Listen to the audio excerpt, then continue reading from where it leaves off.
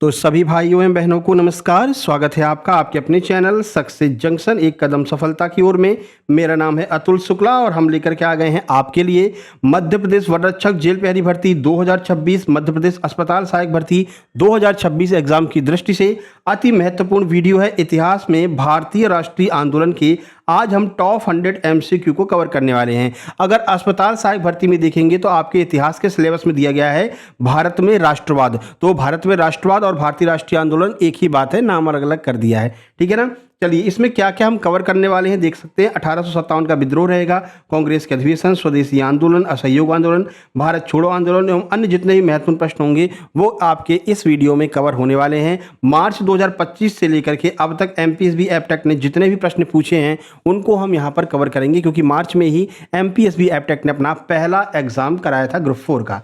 ठीक है, तो वीडियो को लाइक करके चैनल को सब्सक्राइब कर लीजिए जिससे आगे आने वाली सारी वीडियो टाइम टू टाइम आपके पास में पहुंच सके। इसके बाद में अगर हम मध्य प्रदेश अस्पताल सहायक की बात करते हैं तो हिंदी काव्य खंड के अंतर्गत जयशंकर प्रसाद के ऊपर टॉप 50 एमसीक्यू हम लेकर के आने वाले हैं। जयशंकर प्रसाद की पूरी जीवनी करवा देंगे और इसके बाद में 50 एमसीक्यू करवा देंगे, तो जयशंकर प्रसाद वाला टॉपिक आपका एकदम क्लियर हो जाएगा। तुलसीदास के ऊपर ऑलरेडी हम वीडियो बना चुके हैं। ठीक है, चलिए शुरुआत करते हैं। आइए देखते हैं आज का पहला प्रश्न। ये रहा आपके सामने। सारे प्रश्न बहुत ही ज़्यादा महत्वपूर्ण है, ये बात अपने दिमाग में सेट कर लीजिएगा।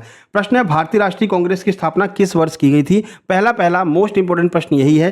सही आंसर हो जाएगा 1885 में। 1885 में भारतीय राष्ट्रीय कांग्रेस की स्थापना की गई थी। अब इसके बारे में आपको डिटेल में जानकारी देते हैं। अलग ही इसमें सिस्टम है। ठीक है, अंग्रेजों ने इसकी स्थापना की थी अपने फायदे के लिए और इनके लिए उल्टा पड़ गया। ऑप्शन ए सही हो जाएगा। भारतीय राष्ट्रीय कांग्रेस आईएनसी की स्थापना 28 दिसंबर 1885 को बॉम्बे के गोकुल दास तेजपाल संस्कृत कॉलेज में की गई थी। इसके संस्थापक ए.ओ. ह्यूम को माना जाता। ए.ओ. ह्यूम ने इसकी स्थापना की थी। अब देखो, ए.ओ. ह्यूम से अंग्रेज सरकार ने कहा था कि भाई ये लोग क्या है कि बहुत ज़्यादा उग्र हो रहे हैं, बहुत ज़्यादा कह सकते हैं आंदोलन वगैरह कर रहे हैं, तो तुम एक काम करो, इनके लिए एक समिति बना दो। इसलिए जो है ना आपस में ही वहीं पे बात कर लिए करेंगे, जो फैसला निकलेगा तुम हमारे पास पहुंचा देना, हम उस पर जो है कोई जो है मतलब डिसीजन ले लिया करेंगे। ए.ओ. ह्यूम ने कहा चलो ठीक है। तो ए.ओ. ह्यूम ने कांग्रेस की स्थापना किस लिए की थी। कांग्रेस की स्थापना एक प्रेशर कुकर की भांति की थी। ये प्रेशर कुकर की तरह काम करेगा, मतलब कि इनके अंदर जो भी मतलब उबाल आएगा, जो भी इनके अंदर समस्याएं होंगी वो इस सीटी के माध्यम से बाहर निकल जाया करेंगी, यानी हम तक पहुंच जाया करेंगी, हम इनको बता दिए करेंगे। इस हिसाब से ए.ओ. ह्यूम ने इसकी स्थापना करवा दी।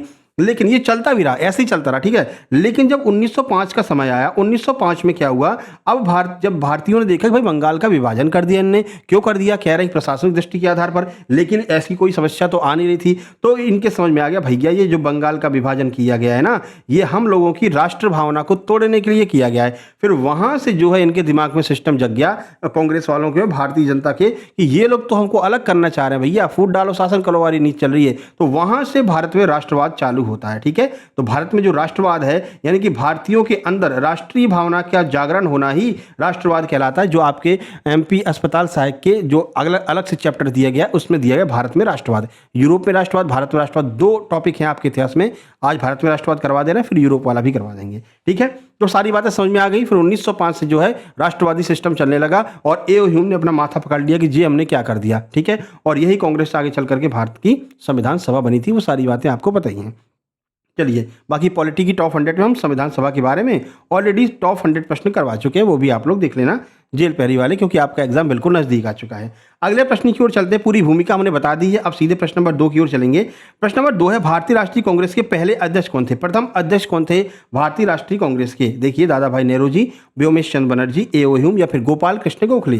सही आंसर ऑप्शन नंबर बी हो जाएगा। व्योमेश चंद्र बनर्जी को भारतीय राष्ट्रीय कांग्रेस का पहला अध्यक्ष बनाया गया था। यहां पर देख सकते हैं, देखिए 1885 में बॉम्बे में हुए कांग्रेस के पहले अधिवेशन की अध्यक्षता व्योमेश चंद्र बनर्जी, जिन्हें हम डब्ल्यू.सी. बनर्जी कहते हैं, इन्होंने की थी, जिसमें 72 प्रतिनिधियों ने भाग लिया था। तो ये भी आपको ध्यान रखना है कितने प्रतिनिधियों ने इसमें भाग लिया था। तो कुल 72 प्रतिनिधियों ने भाग लिया था। ये पूछा जाता है कि पहले अधिवेशन में कितने प्रतिभागियों ने भाग लिया था, 72। ठीक है, आगे बढ़ते हैं। आगे बढ़ने से पहले आप लोग बता दें, जैसा कि आप जानते हैं अभी हाल ही में आपके एमपी पुलिस कांस्टेबल का फाइनल रिजल्ट आया है, एमपीएसआई प्री का रिजल्ट आया है, वर्ग 3 चयन परीक्षा का रिजल्ट आया है। हमारे सुपर सिलेक्शन नोट से आपके एग्जाम में सीधे प्रश्न देखने को मिले हैं। इसी बात को ध्यान में रखते हुए हमने मध्य प्रदेश अस्पताल सहायक के सभी सब्जेक्ट के कंप्लीट सुपर सिलेक्शन नोट्स तैयार कर लिए हैं। मात्र 128 रुपये में आपको ये सब कुछ मिलने वाला है। क्या क्या मिलेगा, तो हिंदी, इंग्लिश, सामाजिक विज्ञान, गणित और विज्ञान की कंप्लीट थ्योरी नोट्स रहेंगे। इसके अलावा टॉप 100 सीरीज हम इनकी भी चालू करने वाले हैं। जैसे जयशंकर शंकर प्रसाद पे आज हमने करवाने वाले हैं, उसकी पीडीएफ आपको मिल जाएगी। साथ ही साथ में ये जो टॉप 100 की पीडीएफ हम आपको करा रहे हैं, क्योंकि ये अस्पताल सहायक, जेल पैरी दोनों के लिए आवश्यक है, तो ये भी आपको जो है मिल जाएगी। ठीक है, ये भी आपको आपके अपने ग्रुप में मिल जाएगी, जो हम अभी आपको नोट्स देने के बाद में ये ग्रुप तैयार करेंगे। ठीक है, इसके अलावा मध्य प्रदेश जेल पैरी के भी कंप्लीट नोट्स उपलब्ध हैं मात्र 189 रुपये में। आपको क्या क्या मिलेगा, जीके, जीएस, एमपी के साइंस, हिंदी, इंग्लिश, मैथ, ये सब कुछ मिलने वाला है। एमपीएसबी के लेटेस्ट पैटर्न के अनुसार, जैसा भी आपने मार्च 2025 से अब तक एमपीएसबी ने जैसा करवाया है, वैसे आपको जो है डिप्टी जेलर, फॉरेस्ट गार्ड और जेल पैरी के नोट्स मिलेंगे। ठीक है, अगर आप चाहते हैं कि सर हमें थ्योरी नोट्स नहीं चाहिए, केवल क्वेश्चन चाहिए, जो आपने लगभग 2500 क्वेश्चन करवा रखे हैं, वो 2500 क्वेश्चन चाहिए, तो आप मात्र 129 रुपये में ये क्वेश्चन भी ले सकते हैं। थ्योरी नहीं लेंगे, आपको सारे क्वेश्चन मिल जाएंगे, प्रैक्टिस सेट मिल जाएगा, मॉक टेस्ट मिल जाएगा, टॉप 100 की सारी जो हमने करवा रखे हैं अभी हाल ही में, इंग्लिश की, हिंदी की, साइंस की, वो सब आपको मिल जाएगी मात्र 129 रुपये में। ठीक है, तो जो भी नोट्स आपको चाहिए उतने का पेमेंट इस वाले QR कोड पर करके उसका स्क्रीनशॉट इस व्हाट्सएप नंबर 7052547003 पर आपको सेंड कर देना है।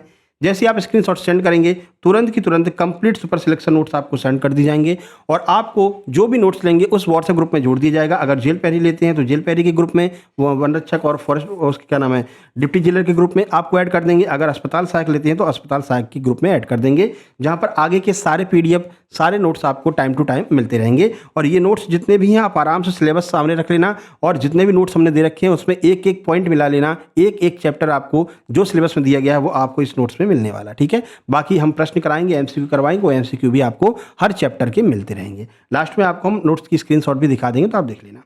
चलिए, ये देखिए बहुत ही महत्वपूर्ण प्रश्न है, प्रश्न नंबर 3 देखिए, poverty and un British rule in India पुस्तक के लेखक कौन है, किसने इस पुस्तक को लिखा है?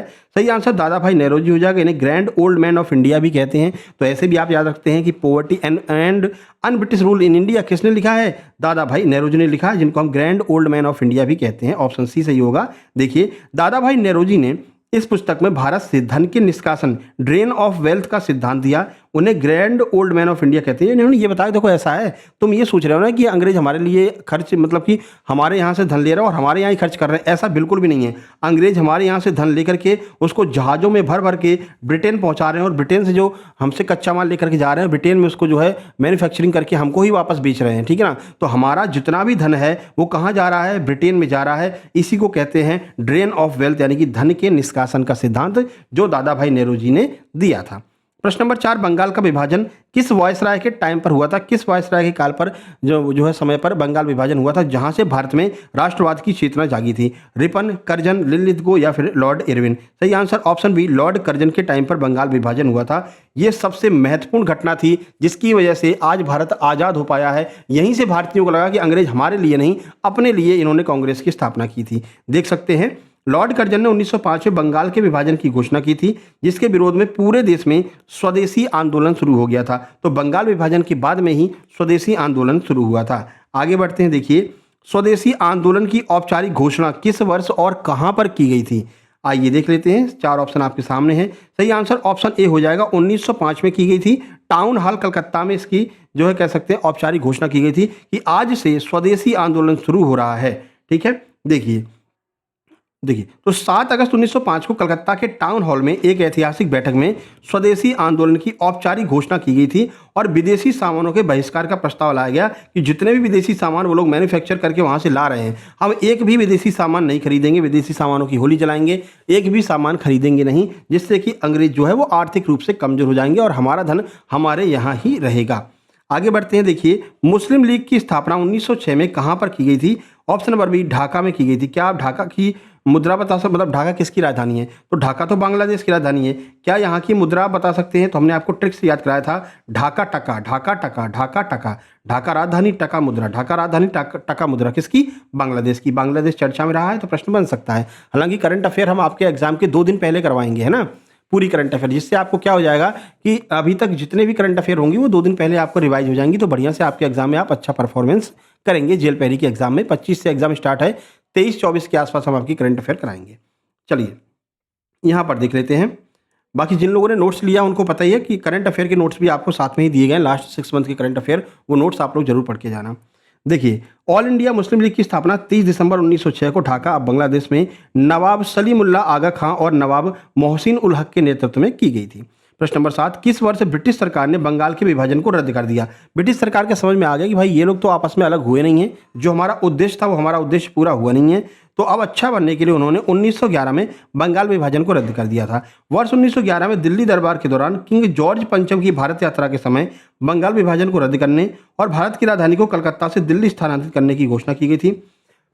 पहले भारत की राजधानी कलकत्ता थी, ठीक है ना।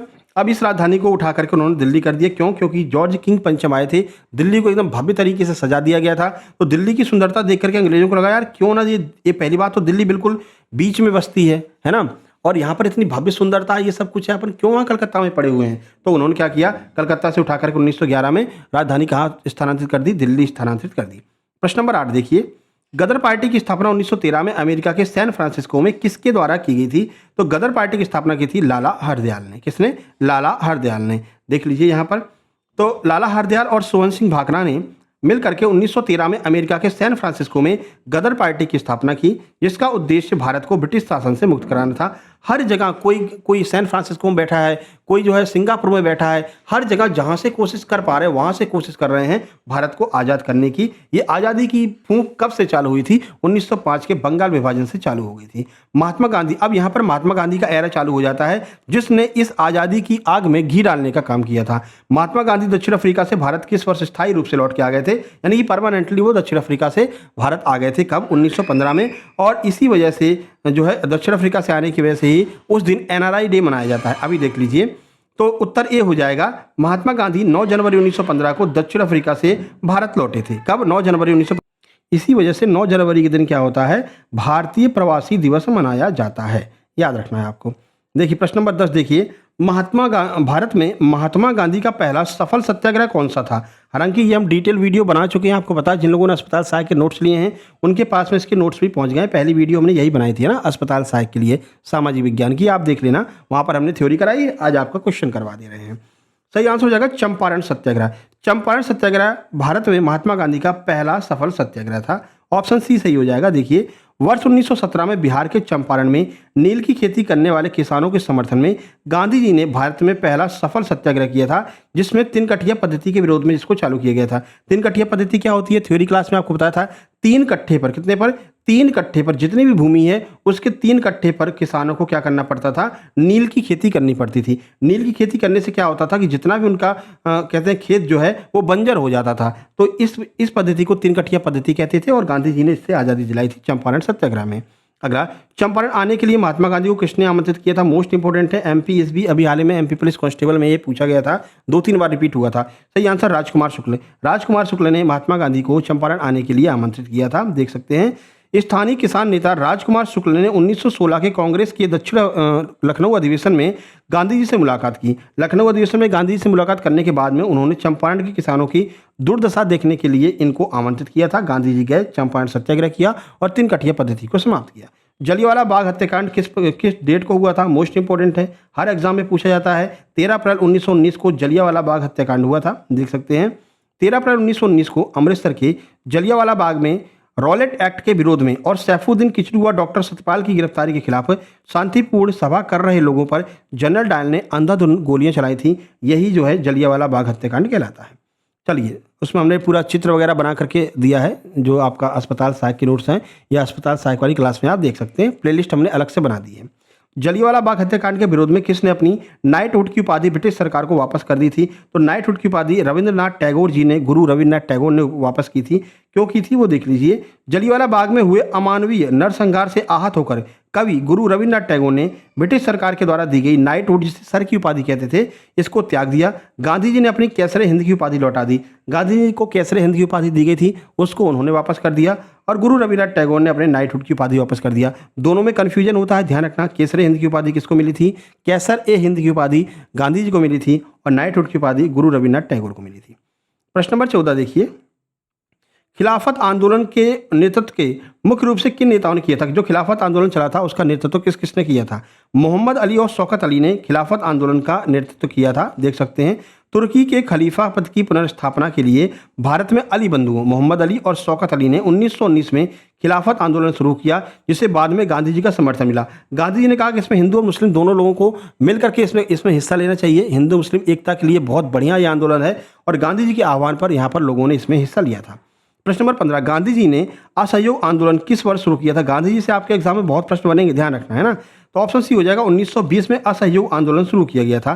तो रॉलेट एक्ट, जलियांवाला बाग हत्याकांड और खिलाफत के मुद्दे पर न्याय न मिलने के विरोध में महात्मा गांधी ने 1 अगस्त 1920 को औपचारिक रूप से असहयोग आंदोलन की शुरुआत की थी। डेट ध्यान रखना, 1 अगस्त 1920। 16 नंबर देखते हैं, किस घटना के बाद में गांधी जी ने असहयोग आंदोलन को अचानक से वापस ले लिया था? अगर ये घटना नहीं हुई होती तो भारत 1922 तक आज़ाद हो चुका होता, ठीक है ना। लेकिन ये घटना हो गई।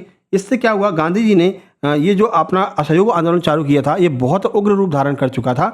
इसको इन्होंने वापस ले लिया और आंदोलन को समाप्त कर दिया। तो ये चौरी चौरा कांड हो गया था। हुआ क्या था, अंग्रेज के जो पुलिस सिपाही थे, पुलिस ऑफिसर थे, उन लोगों ने भीड़ पर कह सकते हैं कि दबाव बनाया कि तुम लोग ये आंदोलन मत करो। भीड़ उग्र हो गई और सारे के सारे अधिकारियों को जेल में बंद करके जला दिया। इससे क्या हुआ, गांधी जी बहुत आहत हुए कि हमने तो ये कहा था कि इसमें अहिंसा रहनी चाहिए, हिंसा नहीं होनी चाहिए, लेकिन तुम लोगों ने हिंसा कर दी, तो हम इसको समाप्त कर रहे हैं। जिससे कि बहुत सारे लोगों ने गांधी जी का विरोध भी किया था कि हम आज़ाद होने वाले थे, लगभग हम जीत चुके थे, फिर आपने ऐसा कर दिया।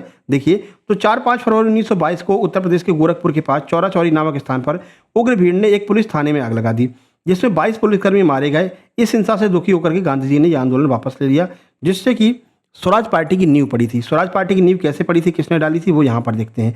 वर्ष 1923 में स्वराज पार्टी की स्थापना किसके द्वारा की गई थी? तो चित्तरंजन दास और मोतीलाल नेहरू। चित्तरंजन दास और मोतीलाल नेहरू बहुत नाराज हुए इनके इस फैसले से। उन्होंने कहा कि गांधी जी, आपका हम सम्मान बहुत करते हैं, लेकिन अब हम स्वराज पार्टी की स्थापना कर रहे हैं, जिससे कि हम अब पार्लियामेंट में पहुंच सकें। तो पार्लियामेंट में पहुंचने के लिए चित्तरंजन दास मोतीलाल नेहरू ने स्वराज पार्टी की स्थापना की। असहयोग आंदोलन के बंद होने के बाद कांग्रेस के भीतर परिषदों में प्रवेश को लेकर के मतभेद हुए। इसके बाद 1923 में CR दास अध्यक्ष और मोतीलाल नेहरू सचिव ने स्वराज पार्टी का गठन किया। अभी हाल ही में MP जो आपका MPPSC का हुआ एग्जाम, उसमें ही पूछा गया था भाई अध्यक्ष कौन थे? तो अध्यक्ष कौन थे? स्वराज पार्टी के CR दास थे, यानी कि चित्तरंजन दास थे, ध्यान रखना है। सचिव कौन थे? तो मोतीलाल नेहरू सचिव थे। आगे बढ़िए। साइमन कमीशन भारत किस वर्ष आया था? 4 ऑप्शन आपके सामने हैं। ऑप्शन सी, 1928 में साइमन कमीशन भारत आया था। देख सकते हैं, साइमन कमीशन का गठन 1927 में ब्रिटेन में हुआ था, लेकिन यह 3 फरवरी 1928 को बॉम्बे भारत पहुंचा। इसके सभी सदस्य गोरे यानी अंग्रेज थे, इसलिए इसका जो है देशव्यापी विरोध हुआ कि सारे के सारे अंग्रेज हैं, वो क्या यहाँ पर देखने आए, हमारी दुर्दशा को वो क्या समझेंगे। कोई तो हिंदू होना चाहिए, मतलब कोई तो इसमें इंडियन होना चाहिए, लेकिन इंडियन कोई नहीं था, तो इसका जो है देशव्यापी विरोध हुआ था। देखिए, साइमन कमीशन के विरोध के दौरान प्रदर्शन के दौरान लगी चोटों के कारण किस महान नेता की मृत्यु हो गई थी? तो लाला लाजपत राय, जिन्हें पंजाब केसरी के नाम से जाना जाता है। इनके सर पे बहुत ज़्यादा चोटें आई थी जो इन्होंने विरोध किया था। तो अंग्रेजों ने क्या, इनके सर पे लाठी से प्रहार किया था। इन्होंने मरते मरते ये कहा था कि मेरी सर पर किया गया लाठी का एक एक प्रहार अंग्रेज शासन के ताबूत में कील साबित होगा। ऐसा कह करके जो है उनका देहांत हो गया था, और वही हुआ आगे चल करके जो है उधम सिंह ने जाकर के उनको मार दिया था। ठीक है, अब देखिए इसका सही answer option number B, Lala Lajpat Rai हो जाएगा। देखिए, तो अक्टूबर 1928 में लाहौर में साइमन कमीशन के खिलाफ शांतिपूर्ण जुलूस का नेतृत्व करते समय लाला लाजपत राय पर पुलिस ने बेरहमी से लाठीचार्ज किया। इसके कुछ दिनों बाद जो है उनका निधन हो गया था। इससे भगत सिंह बहुत ज़्यादा प्रभावित हुए थे, और उन्होंने भी जो है यहाँ पर एक हत्या की थी। उनका नाम ध्यान नहीं आ रहा किसकी उन्होंने हत्या कर दी थी, तो उसी के जो है आरोप में इनको फांसी दी गई थी। देखिए, वर्ष 1929 के ऐतिहासिक लाहौर अधिवेशन में कांग्रेस का मुख्य लक्ष्य क्या घोषित किया गया था? तो पूर्ण स्वराज। 1929 का जो लाहौर अधिवेशन था उसमें पूर्ण स्वराज की घोषणा की थी। अध्यक्षता किसने की थी? तो अध्यक्षता जवाहरलाल नेहरू ने की थी। यहाँ देख सकते हैं, जवाहरलाल नेहरू की अध्यक्षता में दिसंबर 1929 में हुए लाहौर अधिवेशन में कांग्रेस ने पूर्ण स्वराज का ऐतिहासिक प्रस्ताव पारित किया और 26 जनवरी 1930 को पहला स्वतंत्रता दिवस मनाने की घोषणा की थी। ये प्रश्न अभी हाल ही में किसी एग्जाम में पूछा गया है, शायद MP आबकारी में था। एनालिसिस तो हम हर एग्जाम को करवाते हैं, तो ये क्वेश्चंस याद रहते हैं हमको कि कब पहला स्वतंत्रता दिवस मनाया था? 26 जनवरी 1930 को। और घोषणा कब की गई थी? 1929 को। तो ये दोनों में डिफरेंस है, ध्यान रखना, कंफ्यूज नहीं होना है आपको, है ना। 21 नंबर देखिए, महात्मा गांधी ने प्रसिद्ध दांडी मार्च, जिसे हम नमक सत्याग्रह कहते हैं, किस तारीख को शुरू किया था? इसकी डेट पूछ ली जाती है आपसे। 4 ऑप्शन आपके सामने, सही आंसर ऑप्शन ए हो जाएगा। 12 मार्च 1930 को दांडी मार्च इन्होंने चालू किया था। यहाँ पर देखिए, गांधी जी ने 12 मार्च 1930 को साबरमती आश्रम से अपने 78 अनुयायियों के साथ में दांडी के लिए पैदल यात्रा शुरू की थी, और 6 अप्रैल 1930 को दांडी पहुंच करके नमक कानून इन्होंने तोड़ा था। 22 नंबर देखिए, किस समझौते के तहत महात्मा गांधी सविनय अवज्ञा आंदोलन को स्थगित करने और द्वितीय गोलमेज सम्मेलन में भाग लेने के लिए सहमत हुए थे। अंग्रेजों ने गोलमेज सम्मेलन आयोजित किए थे, 3 गोलमेज सम्मेलन आयोजित हुए। पहले वाले में कोई नहीं गया, सेकंड वाले में मतलब पहले वाले में गांधी जी नहीं गए थे, सेकंड वाले में गांधी जी गए थे लेकिन खाली हाथ लौट करके आए थे, तीसरे वाले में गांधी जी नहीं गए। पूछते हैं कि इन तीनों में भारत की तरफ से कोई किसने प्रतिनिधित्व किया था, यानी तीनों गोलमेज सम्मेलन में कौन गया था? तो बाबा साहेब भीमराव अम्बेडकर इन तीनों गोलमेज सम्मेलन में भाग लेने वाले एकमात्र भारतीय थे। 4 ऑप्शन आपके सामने हैं। प्रश्न का सही आंसर हो जाएगा आपका ऑप्शन बी, गांधी इरविन समझौता। गांधी इरविन समझौता हुआ, उसके बाद गांधी जी जो है गोलमेज सम्मेलन में भाग लेने गए थे दूसरे वाले में। देखिए, तो 5 मार्च 1931 को महात्मा गांधी और वायसराय लॉर्ड इरविन के बीच में गांधी इरविन समझौता हुआ, जिसके बाद कांग्रेस ने सविनय अवज्ञा आंदोलन को रोक दिया और गांधी जी लंदन गए थे। ठीक है, बाद में लौट करके आया, फिर वापस उन्होंने इस आंदोलन को चालू कर दिया गया था। तीनों गोलमेज सम्मेलनों में भाग लेने वाला नेता कौन था? अभी आपको बताया है, डॉक्टर BR अम्बेडकर तीनों गोलमेज सम्मेलन में भाग लेने वाले एकमात्र भारतीय थे। कब कब हुआ था? 1930 में, 1931 और 1932 में हुआ था। तीनों में इन्होंने भाग लिया था। 24 नंबर देखिए, वर्ष 1932 में महात्मा गांधी और डॉक्टर BR अम्बेडकर के बीच में कौन सा ऐतिहासिक समझौता हुआ? ये हुआ था पूना समझौता, पूना पैक्ट हुआ था 1932 में। देखिए, तो ब्रिटिश सरकार के द्वारा घोषित कम्युनल अवार्ड के खिलाफ गांधी जी ने यरवदा जेल में आमरण अनशन के बाद में 24 सितंबर 1932 को गांधी जी के अनुयायियों और अम्बेडकर के बीच में पूना पैक्ट हुआ, जिसमें दलितों के लिए पृथक निर्वाचन की जगह संयुक्त निर्वाचन में सीटें आरक्षित की गई थी। 25 नंबर देखिए, 25 नंबर, केसरी और मराठा समाचार पत्रों का संपादन किसने किया था? ऑप्शन बी, बाल गंगाधर तिलक के द्वारा केसरी और मराठा समाचार पत्रों का जो है शुरुआत की गई थी। और जो गणेश उत्सव मनाया जाता है वो भी बाल गंगाधर तिलक ने ही महाराष्ट्र में चालू किया था। तो बाल गंगाधर तिलक ने राष्ट्रवाद के प्रचार के लिए मराठी भाषा में केसरी और अंग्रेजी भाषा में मराठा अखबारों का संपादन किया था। ध्यान रखना है आपको।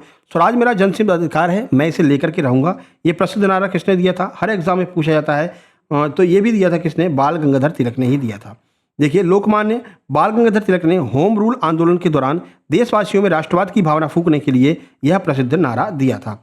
वर्ष 1942 में महात्मा गांधी ने किस आंदोलन के दौरान करो या मरो, डू और डाई का नारा दिया था? तो ये कौन सा आंदोलन था? ये था जो है भारत छोड़ो आंदोलन, जो आखिरी आंदोलन माना जाता है। इस आंदोलन में गांधी जी ने कहा भैया करो या मरो, तुम थोड़ा बहुत हिंसा भी कर सकते हो, अब तुम्हें छूट है, क्योंकि ऐसे ये लोग मानने वाले हैं नहीं, है ना। तो उसमें जो है इन्होंने कुछ छूट दी थी। तो 8 अगस्त 1942 को बॉम्बे के ग्वालियर टैंक मैदान में भारत छोड़ो आंदोलन की शुरुआत करते हुए गांधी जी ने देशवासियों को करो या मरो का ऐतिहासिक मंत्र दिया था।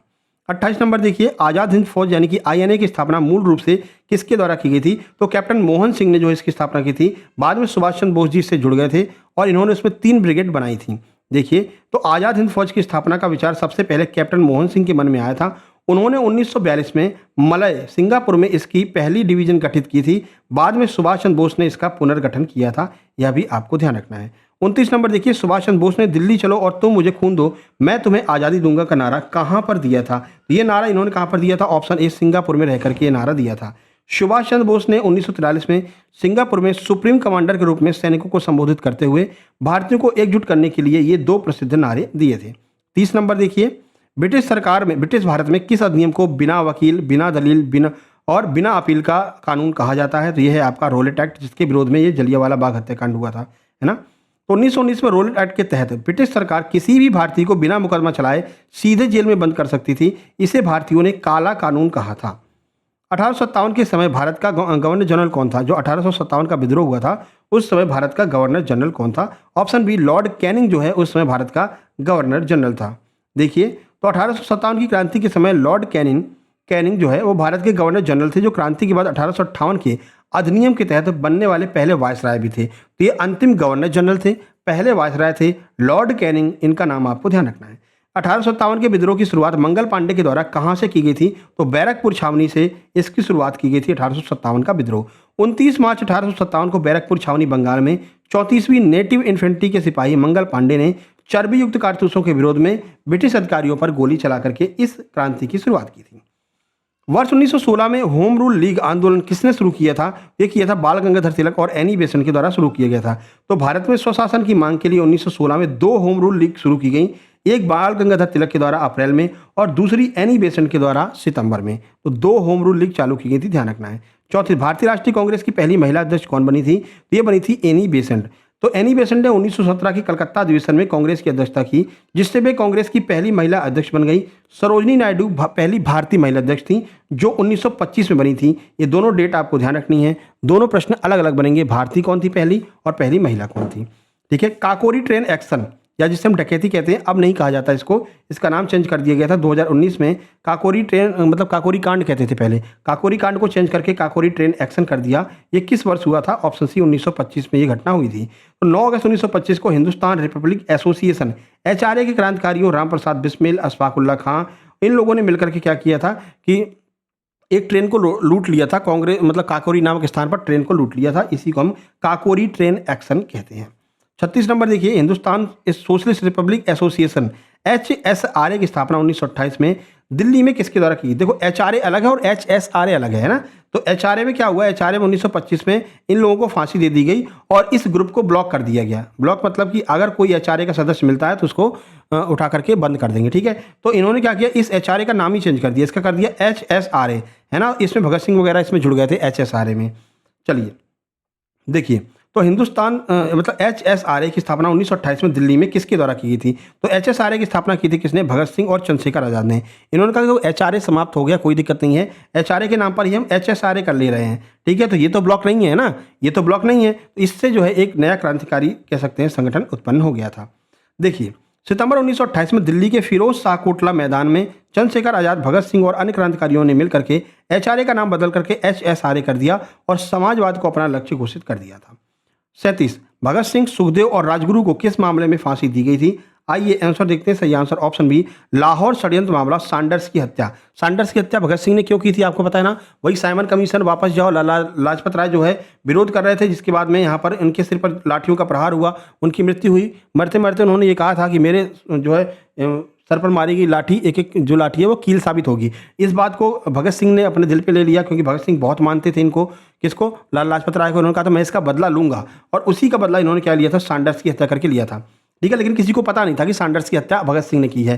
तो जब भगत सिंह को गिरफ्तार किया गया था, वही असेंबली वाले कांड में, मतलब कि असेंबली में उन्होंने जो बम वगैरह फेंका था, उनका ये तो छोटी सी बात है, इसके लिए तो हमको फांसी दी नहीं जाएगी। लेकिन वहाँ पर जो है उनके साथी ने गद्दारी कर दी और उन्होंने ये भी कहा कि जो सैंडर्स की हत्या ना वो भगत सिंह के द्वारा की गई थी। और इस बात को ध्यान में रखते हुए फिर जो हत्या का जब आरोपी बना दिया गया, तब फिर भगत सिंह को, राजगुरु को, सुखदेव को फांसी हो गई थी, ठीक है ना। नहीं तो इनको फांसी नहीं होती, ठीक है मेरे भाई। चलिए, तो देखिए, लाला लाजपत राय की मृत्यु का बदला लेने के लिए ब्रिटिश पुलिस अधिकारी सैंडर्स की हत्या, लाहौर षड्यंत्र केस के आरोप में तीनों वीरों को जो है 23 मार्च 1931 को लाहौर में फांसी दे दी गई थी। 38 नंबर देखिए, महात्मा गांधी ने अपने जीवन में केवल एक बार कांग्रेस के किस अधिवेशन की अध्यक्षता की थी? तो बेलगांव अधिवेशन 1924 है, जिसकी अध्यक्षता महात्मा गांधी ने की थी। थोड़ा स्पीड को तेज करेंगे क्योंकि 100 प्रश्न करने हैं। महात्मा गांधी ने अपने पूरे जीवन काल में केवल एक बार 1924 में कर्नाटक के बेलगाम में आयोजित 39वें राष्ट्रीय कांग्रेस अधिवेशन की अध्यक्षता इन्होंने की थी। वर्ष 1939 में कांग्रेस छोड़ने के बाद सुभाष चंद्र बोस ने किस नए दल की स्थापना की थी? तो फॉरवर्ड ब्लॉक की स्थापना की थी। हुआ क्या था? मध्य प्रदेश के त्रिपुरी, जो जबलपुर का त्रिपुरी नामक स्थान है, वहां पर क्या हुआ? कांग्रेस का अधिवेशन होने वाला था। लोगों का कौन बनेगा अध्यक्ष? तो उनका तो एक तरफ सुभाष चंद्र बोस खड़े थे, गांधी जी खड़े होने नहीं चाहते थे। गांधी ने कहा कि मेरी तरफ से पट्टाभी सीतारमैया खड़े हैं, ठीक है। तो तुम ये मत मानना कि पट्टाभी सीतारमैया, तुम ये मानना कि मैं गांधी जी हूँ जो इसका अध्यक्ष बनना चाहता हूँ। तो इस बात को लेकर के जो अध्यक्ष बनाने के लिए वोटिंग हुई, वोटिंग में सुभाष चंद्र बोस जीत गए। अब क्या हुआ? गांधी ने कहा ये तो हमारी बहुत बड़ी बेइज्जती हो गई, ठीक है ना। तो फिर ये बात सुभाष चंद्र बोस को पता चल गई, गांधी जी को अच्छा नहीं लग रहा है। सुभाष चंद्र बोस ने कहा, गांधी जी का बहुत सम्मान करते थे, उन्होंने कहा मैं इस अध्यक्ष पद से त्यागपत्र दे रहा हूँ और गांधी जी अपने पट्टाभी सीतारमैया को बना सकते हैं, ठीक है। तो इसलिए इन्होंने यहाँ पर जो है अपने अध्यक्ष पद से इस्तीफा दे दिया और फॉरवर्ड ब्लॉक की स्थापना कर दी थी। देखिए, तो त्रिपुरी अधिवेशन में गांधी जी से वैचारिक मतभेद के बाद सुभाष चंद्र बोस ने कांग्रेस के अध्यक्ष पद से इस्तीफा दे दिया। 1939 में, कब? मई 1939 में फॉरवर्ड ब्लॉक नामक एक नए प्रगतिशील दल का गठन इन्होंने किया था। फॉरवर्ड ब्लॉक, ध्यान रखना, सुभाष चंद्र बोस। क्रिप्स मिशन भारत किस वर्ष आया था बताइए? तो क्रिप्स मिशन कब आया भारत? तो यह आया था 1942 में। 1942 में क्रिप्स मिशन भारत आया। द्वितीय विश्व युद्ध में भारतीयों का समर्थन हासिल करने के लिए ब्रिटिश सरकार ने मार्च 1942 में सर स्टेफोर्ड क्रिप्स के नेतृत्व में क्रिप्स मिशन भारत भेजा, जिसे कांग्रेस और मुस्लिम लीग दोनों ने खारिज कर दिया। क्यों? मुस्लिम लीग ने कहा भाई इसमें पाकिस्तान बनाने की बात ही नहीं की गई है, हम तो कह रहे हैं पाकिस्तान बनाओ। कांग्रेस ने कहा हमारी मांगे भी पूरी नहीं कर रहे हो, तो कांग्रेस और मुस्लिम लीग दोनों ने इसका विरोध किया था। 41 कैबिनेट मिशन योजना किस वर्ष भारत आई थी? तो कैबिनेट मिशन कब भारत आया था? तो ये आया था 1946 में। तो मार्च 1946 में 3 ब्रिटिश कैबिनेट मंत्री पैंथिक लॉरेंस, स्टेफर्ड क्रिप्स, एवी अलेक्जेंडर का एक दल भारत आया, जिसने भारत के संविधान का निर्माण और अंतरिम सरकार के गठन की योजना प्रस्तुत की थी। 42 भारत के अंतिम ब्रिटिश वायसराय कौन थे जिन्होंने भारत के विभाजन की योजना प्रस्तुत की थी? तो ये थे लॉर्ड माउंटबेटन, जिसके आधार पर भारत की विभाजन किया गया। और इन्होंने एक बढ़िया सा नक्शा लिया भारत का और अपनी रेड पेन से क्या किया, ऐसे नक्शा खींच दिया, ऐसे लाइन खींच दी। अब तुमने कागज पर ये जो लाइन खींची, क्या इससे भारत का विभाजन हो सकता है? तो ये विभाजन बहुत ज़्यादा दर्दनाक साबित हुआ और बहुत दंगे हुए। जिसके बाद में लोग, जैसे मान लीजिए हिंदुस्तान अलग पाकिस्तान अलग, अब हिंदुस्तान वाले पाकिस्तान जा रहे थे तो रास्ते में लूटपाट कर ली गई, पाकिस्तान वाले हिंदुस्तान आ रहे थे तो रास्ते में लूटपाट कर ली गई। तो इस तरह से इन्होंने कह सकते हैं दिमाग नहीं लगाया, अपने आप जो है एक रेड पेन लेकर के जो है भारत को अलग कर दिया था। देखिए, लॉर्ड माउंटबेटन ने भारत के अंतिम ब्रिटिश वायसराय थे। उन्होंने 3 जून 1947 को भारत के विभाजन और स्वतंत्रता के लिए जुड़ी माउंटबेटन योजना जो है 3 जून प्लान जो है पेश किया था, ध्यान रखना है आपको। चलिए, ककनमठ कह रहा हूँ भाई, चलो ककनमठ का नाम आ गया तो बताओ। ककनमठ मध्य प्रदेश के किस जिले में है? जल्दी से कमेंट बॉक्स में कमेंट कीजिए। जिन लोगों ने हमारी वीडियो देखी होगी जिसमें हमने मध्य प्रदेश के प्रमुख ऐतिहासिक धरोहरों की बात की है टॉप 100 वाली सीरीज में, जल्दी से बताइए ककनमठ मध्य प्रदेश के किस जिले में है? जल्दी से कमेंट बॉक्स में कमेंट कीजिए। फिलहाल हम बात करेंगे आनंद मठ उपन्यास के लेखक कौन थे जिससे हमारा राष्ट्रीय गीत वंदे मातरम लिया गया है? किसने आनंद मठ उपन्यास को लिखा था? सही answer option B, Bankim Chandra Chatterjee या बंकिम चंद्र चट्टोपाध्याय भी कभी कह देते हैं। तो इनके द्वारा जो है आनंद मठ लिखा गया था, जहां से हमारा राष्ट्रीय गीत वंदे मातरम लिया है। देखिए, तो बंकिम चंद्र चटर्जी के द्वारा रचित राजनीतिक उपन्यास आनंद मठ 1882 सन्यासी विद्रोह पर आधारित है। इसी उपन्यास में प्रसिद्ध देशभक्ति गीत वंदे मातरम शामिल था। 44 थियोसॉफिकल सोसाइटी की स्थापना किसने की थी और बाद में भारत में इसका मुख्यालय कहां पर बनाया गया था? ऑप्शन ए, मैडम HP ब्लावस्की और कर्नल HS ऑलकॉट के द्वारा जो है इसकी स्थापना की गई थी और अड्यार में इसका जो है हेड ऑफिस था। ये आपको ध्यान रखना है। चलिए, 9% बैटरी बची है, आगे बढ़ते हैं। राजा राम मोहन राय ने वर्ष 1828 में किस सुधारवादी संस्था की स्थापना की थी? सही आंसर हो जाएगा ऑप्शन सी, ब्रह्म समाज की स्थापना राजा राम मोहन राय के द्वारा की गई थी। आगे बढ़ते हैं। अब इसको आप लोग आराम से पढ़ लेना है ना, क्योंकि बैटरी कम है, तो इसको आप आराम से पढ़ लेना, ठीक है। आगे बढ़ते हैं, हम सीधे क्वेश्चन करवाएंगे, उसका आंसर आपको बताएंगे। वेदों की ओर लौटो यह नारा किसने दिया था? तो ये नारा स्वामी दयानंद सरस्वती के द्वारा दिया गया था। 1875 में इन्होंने जो है ये स्थापना की थी अपने जो आर्य समाज की, और वेदों की ओर लौटो नारा इन्होंने दिया था। 47 वर्ष 1897 में रामकृष्ण मिशन की स्थापना किसके द्वारा की गई थी? तो रामकृष्ण मिशन की स्थापना स्वामी विवेकानंद जी ने की थी, और इन्हीं से जो है प्रेरित होकर के हम भी जब अपने वीडियो की स्टार्ट करते हैं तो मेरे सभी भाइयों बहनों कहते हैं, ठीक है ना, क्योंकि इन्होंने शिकागो में एक जो है भाषण दिया था जो बहुत ही ज़्यादा पॉपुलर हुआ था। उसमें इन्होंने स्टार्ट की थी मेरे अमेरिकी भाइयों बहनों, ठीक है। तो ये बात बहुत सारे लोग जो है जेंटलमैन वगैरह से स्टार्टिंग कर रहे थे, लोगों का यार बोरिंग बात है, लेकिन जब स्वामी विवेकानंद जी ने बोलना शुरू किया तो मात्र 3 मिनट का समय दिया गया था, और जब वो बोलते गए तो लोग मना करने लगे कि नहीं, इनको मत रोको, इनको बोलने दो, और लगातार उन्होंने लगभग 1.5 घंटे से ज़्यादा समय तक बोला था, ठीक है। चलिए, ऑप्शन बी सही हो जाएगा, स्वामी विवेकानंद। ये आप यहाँ पर इसका पूरा डिटेल सॉल्यूशन देख सकते हैं। आगे बढ़ते हैं। 48 1905 में servants of India society Bharat सेवक समाज की स्थापना किसने की थी? गोपाल कृष्ण गोखले के द्वारा स्थापना की गई थी, यहाँ पर देख सकते हैं। अगला 49 महात्मा गांधी ने किस कानून के विरोध में 6 अप्रैल 1919 को एक देशव्यापी हड़ताल रोलेट एक्ट का सत्याग्रह का रोलेट एक्ट का आह्वान किया था? तो कौन सा ऐसा वो जो है विरोध हुआ था? तो रोलेट एक्ट जो एक्ट था ना, रोलेट एक्ट के विरोध में 6 अप्रैल 1919 को एक देशव्यापी हड़ताल की घोषणा किसने की थी? गांधी जी ने की थी। चलिए, 50 लंदन में ईस्ट इंडिया एसोसिएशन की स्थापना 1866 में किसने की थी ताकि ब्रिटिश जनता को भारतीय मुद्दों से अवगत कराया जा सके? ये दादा भाई नेहरू ने कहा कि भारत में क्या हो रहा है ब्रिटेन की जनता को भी तो पता होना चाहिए, है ना। तो ब्रिटेन की जनता को बताने के लिए ईस्ट इंडिया एसोसिएशन की स्थापना 1866 में इन्होंने की थी, दादा भाई नेहरू जी ने। 51 वर्ष 1919 के सुधारों को किस अन्य नाम से जाना जाता है? तो वर्ष 1919 के जो सुधार थे इसको हम मॉन्टेग्यू चेम्सफोर्ड सुधार के नाम से जानते हैं। अगला देखिए, भारत सरकार ने 1919 को मॉन्टेग्यू चेम्सफोर्ड सुधार कहा जाता है क्योंकि उस समय मॉन्टेग्यू भारत सचिव और चेम्सफोर्ड भारत के वायसराय थे। किस अधिनियम द्वारा ब्रिटिश भारत में पहली बार मुसलमानों के लिए पृथक निर्वाचन मंडल की व्यवस्था की गई थी? तो मुसलमानों के लिए अलग से निर्वाचक मंडल होगा, ऐसा कौन से एक्ट में कहा गया था? तो भारत परिषद अधिनियम 1919, जिसे मार्ले मिंटो सुधार कहते हैं। तो 1909 के मार्ले मिंटो सुधारों के तहत सांप्रदायिक प्रतिनिधि प्रणाली की शुरुआत की गई, जिसके तहत मुस्लिम सदस्यों का चुनाव केवल मुस्लिम मतदाता ही कर सकते हैं। इसमें इसी से जो है भारत में विभाजन का बीजारोपण माना जाता है, यहीं से भारत में विभाजन स्टार्ट हो गया था। वही फूट डालो शासन करो की नीति इन लोगों ने अपना ली थी। 53 वर्ष 1928 में भारत के लिए एक नए संविधान का मसौदा तैयार करने वाली नेहरू रिपोर्ट समिति के अध्यक्ष कौन थे? इसके अध्यक्ष कौन थे? इसके अध्यक्ष थे मोतीलाल नेहरू। कभी गलती से जवाहरलाल नेहरू मत लगा देना। नेहरू रिपोर्ट मोतीलाल नेहरू ने पेश की थी, जो जवाहरलाल नेहरू के पिताजी थे। ये रहा डिटेल सॉल्यूशन, देख लीजिएगा। वीडियो को रोक लीजिए, आराम से देख लीजिए, कोई दिक्कत तो नहीं है। आप तो ऑफलाइन देख रहे हैं ना। चलिए, सविनय अवज्ञा आंदोलन के दौरान उत्तर पश्चिम सीमांत प्रांत में खुदाई खिदमतगार लाल कुर्ती आंदोलन का नेतृत्व किसने किया था? ये किया था खान अब्दुल गफ्फार खान ने। इन्होंने ये कहा था, ये भारत के पक्ष में थे, और लेकिन जब विभाजन हुआ तो इनका जो देश था, इनका जो एरिया था, वो चला गया पाकिस्तान में।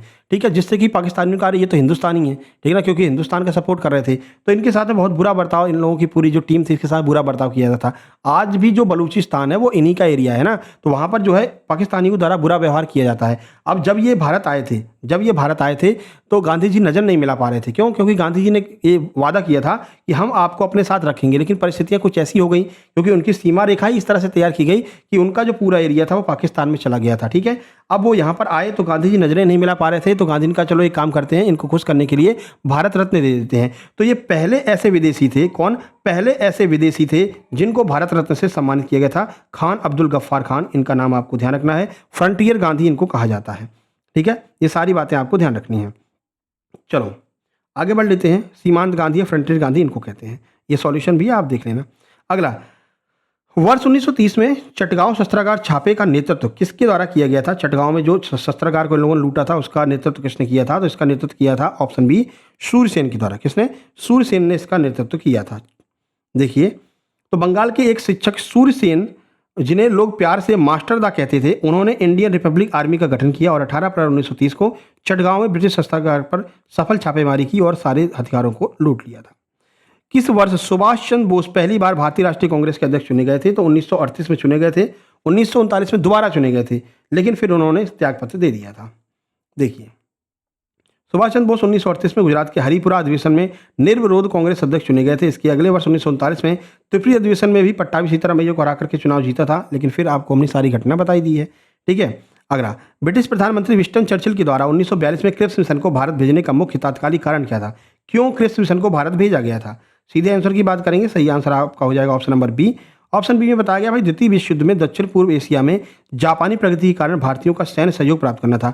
इन्होंने ये कहा था कि भारतीय लोग अगर हमारे साथ में मिल जाते हैं जापान के विरोध में, तो भाई हम क्या करेंगे, आप लोगों को आज़ाद कर देंगे। तो ये इसके लिए जो है ये आपका भेजा गया था। ये वाला कौन जो है, विंस्टन चर्चिल को क्रिप्स मिशन बना करके भारत भेजा गया था। 58, 1940 के अगस्त प्रस्ताव को किस ब्रिटिश वायसराय ने प्रस्तुत किया था? किसने प्रस्तुत किया था अगस्त प्रस्ताव को? तो लॉर्ड लिनलिथगो के टाइम पर एक ही अच्छी घटना हुई थी। अगस्त प्रस्ताव आया था, एक ही घटना हुई थी और कोई घटना नहीं हुई थी जो याद करने लायक है। अगस्त प्रस्ताव लॉर्ड लिनलिथगो के टाइम पर आया था, याद रखिएगा। तो 8 अगस्त 1940 को द्वितीय विश्व युद्ध में भारतीयों का सहयोग पाने के लिए यह प्रस्ताव पारित किया गया था। इसमें कहा कि युद्ध के बाद में तुमको डोमिनियन स्टेटस का वादा किया गया था, तुमको हम डोमिनियन स्टेटस दे देंगे। लेकिन फिर हुआ क्या? नेहरू जी ने कहा नहीं, हमें पूर्ण स्वराज चाहिए। 1929 के अधिवेशन में पूर्ण स्वराज की घोषणा की थी। 30 में पहला पूर्ण स्वराज यानी कि स्वतंत्रता दिवस हमने मनाया था। अगला देखिए, मुस्लिम लीग ने किस वर्ष अपने लाहौर अधिवेशन में आधिकारिक रूप से एक अलग राष्ट्र पाकिस्तान की मांग की थी? कब मुस्लिम लीग ने पाकिस्तान की मांग की थी? 1906 में इसकी स्थापना हुई थी। तो ये इन्होंने 1940 में जो है मांग की थी कि हमको एक अलग पाकिस्तान चाहिए जिसमें सारे के सारे मुसलमान जो है शांतिपूर्वक रह पाएंगे। मार्च 1940 में मोहम्मद अली जिन्ना की अध्यक्षता में मुस्लिम लीग के लाहौर अधिवेशन में द्विराष्ट्र सिद्धांत, टू नेशन थ्योरी के आधार पर मुस्लिम राष्ट्र पाकिस्तान के निर्माण का प्रस्ताव पारित किया गया था। वर्ष 1946 की अंतरिम सरकार में जवाहरलाल नेहरू को कौन सा पद दिया गया था? तो जो अंतरिम सरकार बनी थी, जवाहरलाल नेहरू को कार्यकारी परिषद के उपाध्यक्ष और विदेशी मामलों वाला जो है इनको मंत्री बनाया गया था। 61 देखिए, बैटरी की थोड़ी समस्या है, 6% बची है। चलिए, वर्ष 1946 की अंतरिम सरकार में वित्त मंत्री का प्रभार किसको दिया गया था? तो किसको वित्त मंत्री बनाया गया था? तो ये बनाया गया था लियाकत अली खान को वित्त मंत्री बनाया गया था, ध्यान रखना है। तो ये डिटेल आप आराम से पढ़ लेना है। 62 नंबर, ब्रिटिश प्रधानमंत्री क्लीमेंट एटली ने किस तारीख तक भारत को पूरी तरह से स्वतंत्र करने की घोषणा की थी? तो इनने कहा था 30 जून 1948 को कर देंगे, लेकिन भारतीयों ने 1947 में इनको भगा दिया, चलो निकल लो। अगस्त 1947 में इनको जो है जाना पड़ा था। 20 फरवरी 1947 को ब्रिटिश संसद में लेबर पार्टी के प्रधानमंत्री क्लीमेंट एटली ने घोषणा की थी भाई ब्रिटिश सरकार 30 जून को भारत छोड़ देगी। अगला 63, वर्ष 1857 के विद्रोह में बिहार जगदीशपुर से क्रांतिकारियों का नेतृत्व किसके द्वारा किया गया था? तो जगदीशपुर से जो नेतृत्व किया था वो किया था कुंवर सिंह ने। किसने? कुंवर सिंह ने जगदीशपुर से नेतृत्व किया था। और आपको बता दें एमपी जीके के टॉप 500 प्रश्न एक साथ में वीडियो लेकर के हम आ रहे हैं। जल्दी आपको मिलेगी, 1-2 दिन में ये वीडियो मिल जाएगी, तो वो देख लोगे आप, तो मेन टॉपिक आपके कवर हो जाएंगे। प्रश्न नंबर 64 देखिए, 1857 के विद्रोह के बाद ब्रिटिश क्राउन ने किस अधिनियम के तहत भारत का शासन सीधे अपने हाथों में ले लिया था? तो भारत सरकार अधिनियम 1858 लेकर के आए। उनका अब कोई कंपनी वंपनी नहीं रहेगी, सीधे ब्रिटिश ताज के हाथों में भारत का शासन जाता है। यहाँ पर आप देख सकते हैं। चलो 65 नंबर की बात करते हैं। लंदन में इंडिया हाउस की स्थापना 1905 में किसके द्वारा की गई थी, जो विदेशी धरती पर क्रांतिकारी गतिविधियों का मुख्य केंद्र बना था? किसने लंदन में स्थापना की थी, बताइए? 1 मिनट रुकिए। हाँ, तो हम कहाँ पर थे, थोड़ा बैटरी चार्ज कर लिया। चलो, इसका आंसर ये हो जाएगा भारत सरकार अधिनियम 1858। क्या हुआ, 1857 जब क्रांति हुई, जब 1857 में क्रांति हुई तो इनको ये लगा कि यार देखो 1857 में क्रांति हुई क्यों है, पहले उसके कारणों का पता करो। कारणों का पता किया तो यहाँ पर ये पता चला जो कंपनी है ना, जो ईस्ट इंडिया कंपनी है, उसके असंतोष, उसके कार्यों से लोग असंतुष्ट थे, इस वजह से 1857 की क्रांति हुई। तो उसी बात को ध्यान में रखते हुए 1858 में क्या हुआ, एक भारत सरकार अधिनियम लाया गया और कंपनी को बाहर कर दिया गया कि अब जितने भी काम होंगे, जितने भी डिसीजन लिए जाएंगे वो केवल महारानी के द्वारा लिए जाएंगे। तो भारत सरकार अधिनियम से जो है, भारत सरकार अधिनियम के बाद में जो भारत का शासन था वो ब्रिटिश क्राउन के पास चला गया। देखिए 1857 के विद्रोह के परिणाम स्वरूप ब्रिटिश संसद ने भारत सरकार अधिनियम 1858 पारित किया, जिससे ईस्ट इंडिया कंपनी का शासन समाप्त हो गया और भारत का प्रशासन सीधे महारानी विक्टोरिया यानी ब्रिटिश क्राउन के अधीन आ गया था। 65 नंबर देखिए, लंदन में ईस्ट इंडिया हाउस की स्थापना, ईस्ट नहीं केवल इंडिया, लंदन में इंडिया हाउस की स्थापना 1905 में किसने की थी, जो विदेशी धरती पर क्रांतिकारी गतिविधियों का मुख्य केंद्र था? तो किसने की थी? सही answer option B, Shyamji Krishna Varma ने। श्यामजी कृष्ण वर्मा ने 1905 में क्या किया, विदेशी धरती पर इंडिया हाउस की स्थापना की। ईस्ट इंडिया कंपनी फालतू में जबरदस्ती बीच में आ रही है, ठीक है। तो श्यामजी कृष्ण वर्मा सही आंसर हो जाएगा। यहाँ पर देख सकते हैं, श्यामजी कृष्ण वर्मा ने भारतीय छात्रों को राष्ट्रवाद की ओर आकर्षित करने और स्कॉलरशिप देने के लिए लंदन में इंडिया हाउस की स्थापना की थी। यहाँ से द इंडियन सोशलिस्ट पत्र भी ये निकाला करते थे। तो प्रश्न बनेगा कि द इंडियन सोशलिस्ट पत्र किसका है, तो ये श्यामजी कृष्ण वर्मा का है। नंबर 66 देखिए, विदेशी धरती पर जर्मनी के स्टुटगार्ट में पहली बार भारतीय राष्ट्रीय ध्वज फहराने का श्रेय किसको दिया जाता? किसने विदेशी धरती पर पहली बार भारतीय ध्वज को फहराया था? सही answer option B, madam Bhikaji Cama. Madam Bhikaji Cama ने 1907 में जर्मनी के स्टटगार्ट में आयोजित अंतर्राष्ट्रीय समाजवादी कांग्रेस में पहली बार भारतीय स्वतंत्रता के प्रतीक के रूप में तिरंगा झंडा फहराया था। उस समय तिरंगा पर अशोक चक्र नहीं हुआ करता था, गांधी जी का चरखा वहां पर हुआ करता था। भारतीय राष्ट्रीय कांग्रेस का पहला विभाजन नरम दल और गरम दल में किस अधिवेशन में हुआ था? कौन सा अधिवेशन था? मोस्ट इंपोर्टेंट प्रश्न है। सही आंसर ऑप्शन बी, सूरत अधिवेशन। मोस्ट इंपोर्टेंट है, ध्यान रखना। सूरत अधिवेशन 1907 में क्या हुआ, गरम दल और नरम दल में कांग्रेस विभाजित हो गई। देखिए वर्ष 1907 के सूरत अधिवेशन में कांग्रेस दो विचारधाराओं नरम दल और गरम दल में विभाजित हो गई। इस अधिवेशन की अध्यक्षता डॉक्टर रास बिहारी घोष ने की थी, ये भी आपको ध्यान रखना है। 1916 के प्रसिद्ध लखनऊ समझौते में कांग्रेस के मंच पर किन दो गुटों के मध्य में विलय हो गया या फिर समझौता हुआ था? किन दो लोगों के बीच में समझौता हुआ था? तो नरम दल और गरम दल ये कांग्रेस आपस में एक हो गए और कांग्रेस और मुस्लिम लीग ये दोनों आपस में एक हो गए, ठीक है। तो इनके बीच में समझौता हुआ था 1916 में, लखनऊ समझौता, जिसको हम ऐतिहासिक लखनऊ समझौता के नाम से जानते हैं। देखिए अध्यक्षता किसने की थी? अंबिका चरण मजूमदार की अध्यक्षता में 1916 के लखनऊ अधिवेशन में एनी बेसेंट और तिलक के प्रयासों से नरम दल गरम दल फिर से एक हो गए और कांग्रेस और मुस्लिम लीग ने मिलकर ब्रिटिश सरकार के सामने अपनी संवैधानिक मांगे रखी थी। ये दोनों लोग मिलकर के ब्रिटिश सरकार के खिलाफ हो गए थे। असहयोग आंदोलन के दौरान गदर या विरोध प्रदर्शन के हिस्से के रूप में किस ब्रिटिश राजकुमार की भारत यात्रा का देशव्यापी बहिष्कार किया गया? कौन सा ब्रिटिश राजकुमार भारत आने वाला था जिसका लगातार पुरजोर विरोध किया गया? तो प्रिंस ऑफ वेल्स भारत आने वाले थे और भारतीयों ने इसका पुरजोर विरोध किया था। यहाँ पर देख सकते हैं नवंबर 1921 में प्रिंस ऑफ वेल्स से ब्रिटिश राजकुमार भारत आए। उनके भारत आगमन पर कांग्रेस के नेतृत्व में पूरा देश में हड़ताल रखी गई और खाली सड़क व काले झंडों से उनका विरोध प्रदर्शन किया गया। 70 केंद्रीय विधानसभा में मार्च 1925 में स्वराज पार्टी के किस नेता को प्रथम भारतीय स्पीकर विट्ठल भाई पटेल को चुना गया था? पूछ रहे कौन सा ऐसा नेता था? तो विट्ठल भाई पटेल थे जिनको प्रथम भारतीय स्पीकर चुना गया था। तो परिषदों के भीतर जाकर सरकार को ठप करने की नीति के तहत स्वराज पार्टी को बड़ी सफलता तब मिली जब विट्ठल भाई पटेल के बड़े भाई वल्लभ भाई पटेल के बड़े भाई विट्ठल भाई पटेल को केंद्रीय असेंबली का अध्यक्ष यानी कि स्पीकर चुना गया था। अगला, किस राष्ट्रवादी नेता को देशबंधु के नाम से हम जानते हैं? तो चित्तरंजन दास को देशबंधु के नाम से जाना जाता है। ये प्रख्यात वकील थे और अभी चित्तरंजन दास के बारे में आपको शुरू में बताया था। मोतीलाल नेहरू और चित्तरंजन दास ने मिलकर के स्वराज पार्टी की स्थापना की थी। आगे बढ़ते हैं। 72 1929 के लाहौर अधिवेशन में पूर्ण स्वराज का प्रस्ताव पारित होने के बाद किस नदी के तट पर जवाहरलाल नेहरू ने आधी रात को तिरंगा फहराया था? तो कौन सी नदी थी? रावी नदी। रावी नदी के तट पर जवाहरलाल नेहरू ने आधी रात में तिरंगा फहराया और इंकलाब जिंदाबाद के नारों के बीच में इन्होंने ये कहा था कि आज से हम अपना स्वतंत्रता दिवस घोषित कर रहे हैं, यानी कि आज से हम पूर्ण तरह से स्वतंत्र हो गए हैं, पूर्ण स्वराज आज हम घोषित करते हैं। महात्मा गांधी ने लॉर्ड इरविन के सामने अपनी कितनी सूत्री मांगे रखी थी, जिन्हें न माने जाने पर उन्होंने सविनय अवज्ञा आंदोलन शुरू किया था?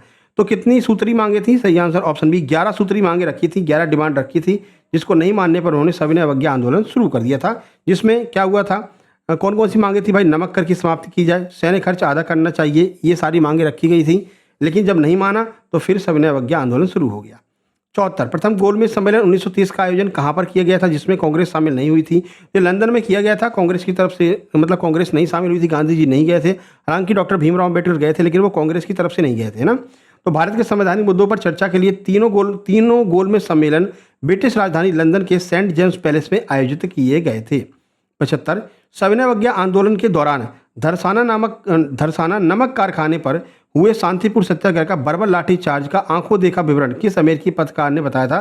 कौन सा अमेरिकी पत्रकार था जिसने ये अपने आंखों से देखा था कि किस बर्बरता से अंग्रेजों ने जो है उन लोगों को पीटा था, लाठीचार्ज किया था? तो वेब मिलर जो है, इसने भारत के बारे में बहुत कुछ लिखा है।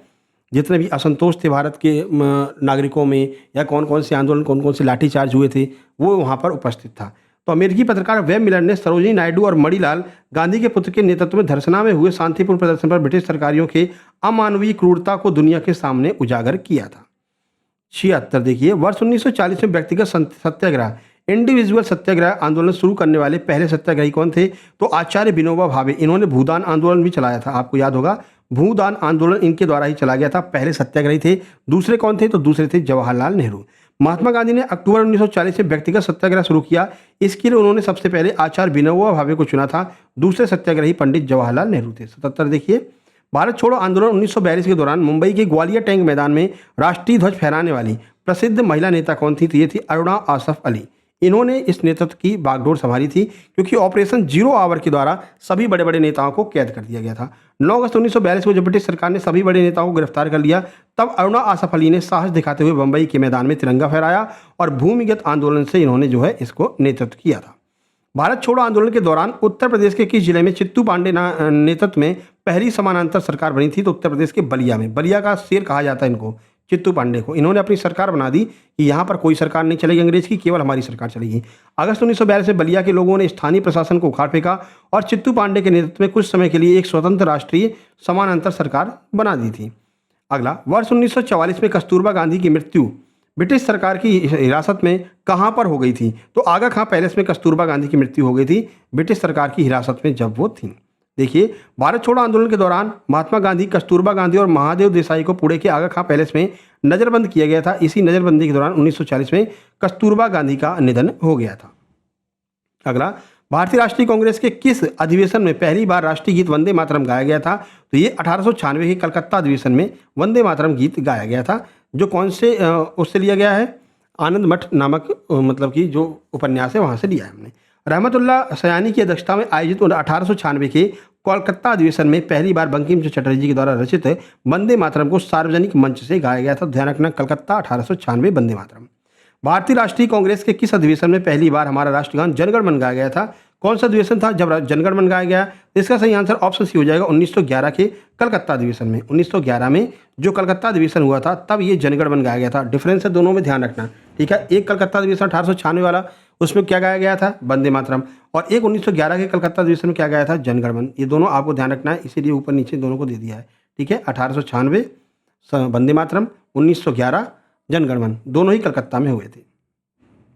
पंडित बिशन नारायण धर की अध्यक्षता में 27 दिसंबर 1911 को कांग्रेस के कलकत्ता अधिवेशन में रविन्द्रनाथ टैगोर के द्वारा रचित जनगण मन को पहली बार गाया गया था। 82 ब्रिटिश भारत के किस वायसराय को स्थानीय स्वशासन का जनक मानते हैं? लॉर्ड रिपन को स्थानीय स्वशासन का जनक माना जाता है। 1882 में स्थानीय बोर्डों और नगर पालिकाओं से जुड़ा एक ऐतिहासिक प्रस्ताव पारित किया गया, जिससे भारत में आधुनिक स्थानीय स्वशासन की नींव पड़ी और एक उदार वायसराय इसको माना जाता है। 83 देखिए, वर्ष 1883 का प्रसिद्ध एल्बर्ट बिल विवाद किस मुद्दे से संबंधित था? तो ये भारतीय न्यायाधीशों को यूरोपीय अपराधियों के मुकदमे की सुनवाई करने का अधिकार देना। ठीक है, तो इस विवाद से संबंधित था। इसमें क्या हुआ कि भारतीय जितने भी थे ना, भारतीय न्यायाधीश थे, उनको ये ऑर्डर, मतलब ये उनको ये पावर दे दी गई कि तुम विदेशियों के जो अधिकारी हैं उनके भी मुकदमे को सुन सकते हो। तो इसका विरोध अंग्रेजों के द्वारा किया गया था। इसी को हम एल्बर्ट बिल विरोध कहते हैं। लॉर्ड रिपन के कार्यकाल में सर कॉट ने एल्बर्ट से एक विधेयक पारित किया जिसका उद्देश्य भारतीय और यूरोपीय न्यायाधीशों के बीच न्यायिक असमानता को दूर करना था। भारत में रहने वाले अंग्रेजों ने इसका उग्र विरोध किया, जिसके कारण सरकार को यह बिल वापस लेना पड़ा था। सत्यशोधक समाज 1873 की स्थापना महाराष्ट्र में किसने की थी, जिसका उद्देश्य निम्न जातियों को सामाजिक न्याय दिलाना था? तो सत्यशोधक समाज की स्थापना ज्योतिराव गोविंद फुले यानी कि ज्योतिबा फुले के द्वारा की गई थी। देखते हैं, महात्मा ज्योतिबा फुले ने ब्राह्मणवादी वर्चस्व के खिलाफ और दलितों व महिलाओं के उत्थान के लिए सत्यशोधक समाज की स्थापना की। उन्होंने प्रसिद्ध पुस्तक गुलामगिरी भी लिखी थी। तो ये प्रश्न बहुत पूछा जाता है, गुलामगिरी पुस्तक किसकी है? तो आचार्य विनोबा भावे की, वो ज्योतिबा फुले की है। ये आपको ध्यान रखना है। 85 अलीगढ़ आंदोलन के प्रणेता कौन थे, जिन्होंने मुस्लिम समाज में आधुनिक शिक्षा और वैज्ञानिक दृष्टिकोण को बढ़ावा दिया? तो सर सैयद अहमद खान है। इन्हीं ने ALU यानी कि अलीगढ़ मुस्लिम यूनिवर्सिटी की भी स्थापना की थी, AMU की, है ना, सर सैयद अहमद खान। देखिए, सर सैयद अहमद खान ने मुस्लिम समाज के सुधार के लिए अलीगढ़ आंदोलन चलाया।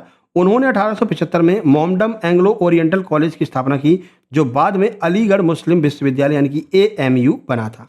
86 वर्ष 1928 में नेहरू रिपोर्ट के विरोध में मोहम्मद अली जिन्ना ने अपनी मांगों का कितना सूत्री प्रस्ताव पारित किया था? तो इनके विरोध में, नेहरू जी के विरोध में मोहम्मद अली जिन्ना ने 14 सूत्री मांगे रखी थी अपनी। ठीक है, तो ये 14 सूत्री मांगे हैं, ये आपको ध्यान रखना है। देखिए, नेहरू रिपोर्ट में मुसलमानों के लिए पृथक निर्वाचन को खारिज किए जाने पर जिन्ना असहमत हुए और मार्च 1929 में मुस्लिम लीग की ओर से अपनी पहली 14 सूत्री मांगे इन्होंने रखी थी। 87 देखिए, भारतीय राष्ट्रीय कांग्रेस के सबसे युवा नेता कौन थे और उन्होंने सबसे लंबे समय 1940 से 45 तक पदभार संभाला था? वो कौन थे? सही answer option C, Maulana Abul Kalam Azad सबसे युवा नेता थे। ध्यान रखना है आपको, पूरा डिटेल दिया है, देख लेना। 88 पे चलते हैं। 1945 की प्रसिद्ध बेबेल योजना पर चर्चा करने के लिए सभी भारतीय दलों का सम्मेलन कहां पर आयोजित किया गया था?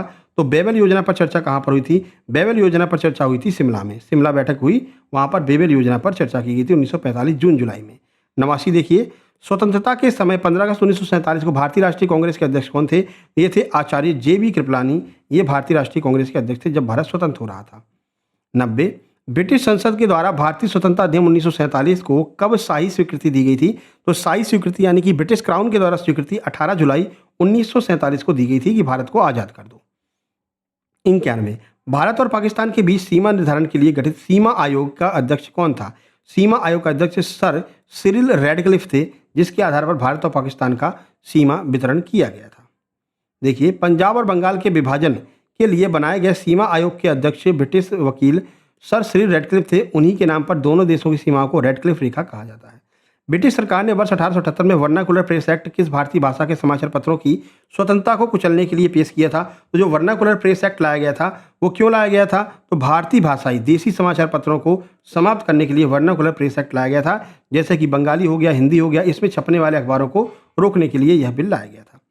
अगला, भारतीय राष्ट्रीय कांग्रेस के किस अधिवेशन की अध्यक्षता करने वाले पहले अंग्रेज यूरोपीय अध्यक्ष कौन थे? तो ये कौन थे? इनका नाम है जॉर्ज यूले, जो प्रथम विदेशी थे जिन्होंने अध्यक्षता की थी। और 1888 के इलाहाबाद जो हुआ था, सम्मेलन हुआ था, उसकी अध्यक्षता जॉर्ज यूले के द्वारा की गई थी। देखिए, वर्ष 1888 में इलाहाबाद में आयोजित चौथे कांग्रेस अधिवेशन की अध्यक्षता जॉर्ज यूले ने की थी, जो कांग्रेस के पहले गैर भारतीय अध्यक्ष बने थे। किस राष्ट्रवादी नेता को उनके कड़े रुख और निडर वकालत के लिए शेरे पंजाब या पंजाब केसरी कहा जाता है? तो ये कौन थे? ये थे लाला लाजपत राय। साइमन कमीशन का विरोध करते हुए इनकी जो है मृत्यु हो गई थी। तो गरम दल की लाल बाल पाल तिगड़ी के प्रमुख सदस्य लाला लाजपत राय को पंजाब में उनके जबरदस्त प्रभाव और ब्रिटिश विरोधी तेवरों के लिए पंजाब केसरी यानी पंजाब का शेर कहा जाता था। 95 महात्मा गांधी ने किस आंदोलन के असफल होने के बाद सविनय अवज्ञा आंदोलन का दूसरा चरण 1932 फिर से शुरू किया था? ये द्वितीय गोलमेज सम्मेलन जो असफल रहा था, फिर दोबारा आकर के इन्होंने सविनय अवज्ञा आंदोलन चालू किया था। देखिए, दिसंबर 1931 में दूसरे गोलमेज सम्मेलन में गांधी जी की खाली हाथ भारत लौटे, क्योंकि ब्रिटिश सरकार ने सांप्रदायिक मुद्दे को प्राथमिकता दी। भारत लौटते ही उन्होंने सविनय अवज्ञा आंदोलन का दूसरा चरण फिर से शुरू कर दिया था। 96 भारत छोड़ आंदोलन के दौरान खुफिया तरीके से कांग्रेस रेडियो का संचालन करने के लिए मुख्य रूप से कौन प्रसिद्ध हैं? तो ये है उषा मेहता। उषा मेहता ने कांग्रेस रेडियो, मतलब ब्रिटिश सरकार ढूंढ ही नहीं पाई ये रेडियो चल कहाँ रहा है, ठीक है, तो गुप्त रूप से ये रेडियो का प्रसारण करती थी और सारी बातों को जनता के सामने रखती थी। वर्ष 1973 में आर्य समाज की तर्ज पर उत्तर प्रदेश में शिकागो धर्म संसद के भाषणों से प्रभावित होकर राष्ट्रवाद का प्रचार किसने किया था? तो उत्तर प्रदेश में किसने प्रचार किया था? स्वामी विवेकानंद के अनुयायी और राष्ट्रवादी कार्यकर्ताओं ने यहाँ पर जो है प्रचार किया था। 19वीं सदी के अंत और 20वीं सदी की शुरुआत में स्वामी विवेकानंद के शिकागो सम्मेलन 1893 और उनके राष्ट्रवादी विचारों ने पूरे देश, विशेषकर बंगाल और उत्तर प्रदेश के युवाओं में सांस्कृतिक राष्ट्रवाद की जो भावना थी उसको तीव्रता से बढ़ाया था। अगला 1935 के भारत सरकार अधिनियम द्वारा प्रांतीय स्तर पर किस व्यवस्था को समाप्त कर प्रांतीय स्वायत्तता लागू की गई थी?